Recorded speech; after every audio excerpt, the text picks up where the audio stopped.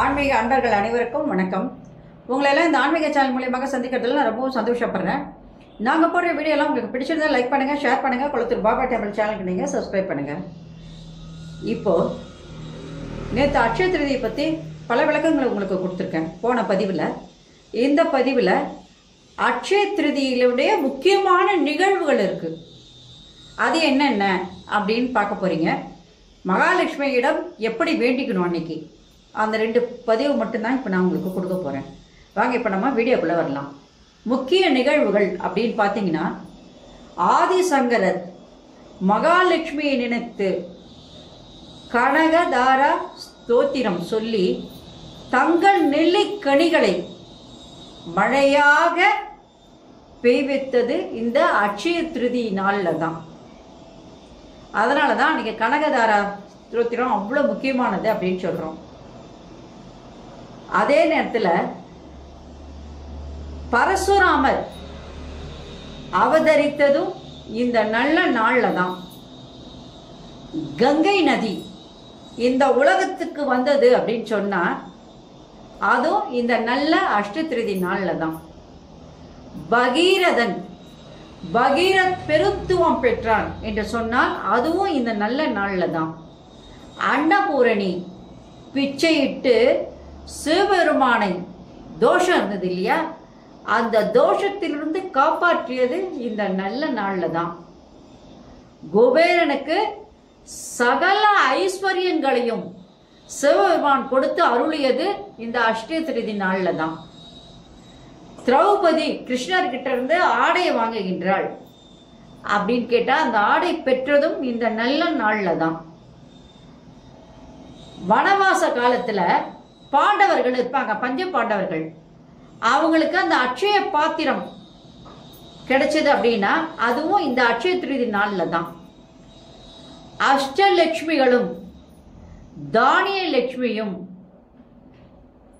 அவதாரங்கள் எடுத்ததும், லட்சுமியாக தோன்றி அவதாரம் எடுத்ததும் இந்த நல்ல நாளில் தான். விநாயகர் மகாபாரதத்தை வியாசருக்கு போதித்தது இந்த நல்ல நாளில் தான். ஜெயின் இனத்தவங்கள்லாம் பார்த்தீங்கன்னா இந்த நாளில் ஒரு புனித நாளாக கொண்டாடுகின்றனர். இவ்வாறு மிக சிறப்பு மிக்கது தான் இந்த அஷ்டய திருதி நாள். அன்னைக்கு நம்ம மகாலட்சுமி கிட்ட என்ன வேண்டிக்கணும்? மகாலட்சுமி நம்ம இல்லத்துக்கு அன்னைக்கு வரணும், நம்மளை வறுமை இல்லாது வச்சுக்கணும். அந்த வறுமை இல்லாமல் செல்வம் கொழிக்கக்கூடிய மாதிரி நம்மளுடைய மன மகிழ்ச்சியானது எப்பவுமே இருக்கணும். இதுக்கு நீங்கள் எங்களுக்கு அருள் தர வேண்டும் என்று நம்ம அந்த அம்மாவை வேண்டிக்கணும். மாலையில் குடும்பத்தினரோடு, சாயங்காலம் எல்லாரும் குடும்பத்தினரோடு பக்கத்தில் இருக்கிற ஒரு கோயிலுக்கு போய் இறை வழிபாடு கண்டிப்பாக அன்னைக்கு செய்யணும். 2 பேருக்காவது அன்னதானமாவது நம்ம அன்னைக்கு கண்டிப்பாக கொடுக்கணும். அரிசியோ பருப்போ நம்மளால என்ன முடியுதோ அதெல்லாம் ஒரு 1/4 கிலோ நீங்கள் வாங்கி கொடுத்தா கூட போதுமானது. உங்களால் முடியலன்னா நீங்கள் அதை கூட செய்யலாம். அப்போ அவங்களுடைய ஆசீர்வாதம் மட்டும் இல்லாமல் இறைவனுடைய ஆசீர்வாதமும் உங்களுக்கு கிடைப்பதற்கான வழிகளை அது ஏற்படுத்தி கொடுக்கும். அதனால் அந்த நாளை நம்ம தவற விடாது.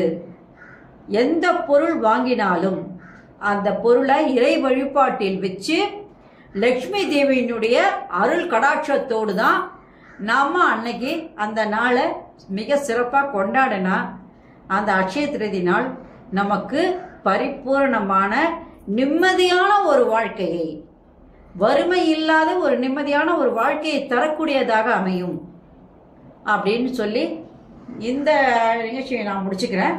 நாளைக்கு வேறொரு பதிவோடு நான் உங்களை சந்திக்கிறேன்.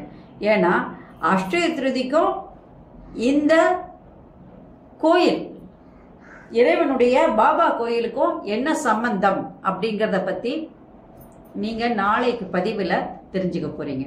நன்றி, வணக்கம். இந்த வீடியோ உங்களுக்கு பிடிச்சி லைக் பண்ணுங்கள், ஷேர் பண்ணுங்கள். கொளத்தூர் பாபா டெம்பிள் சேனலுக்கு நீங்கள் சப்ஸ்கிரைப் பண்ணுங்கள். நாளைக்கு வேறொரு பதிவோடு உங்களை சந்திக்கிறேன். ஓம் சாய்ராம், ஹர ஹர மகாதேவா, சம்போ மகாதேவா. அனைவருக்கும் நலம் உண்டாகட்டும். Subscribe to my channel and please press the bell icon for more videos.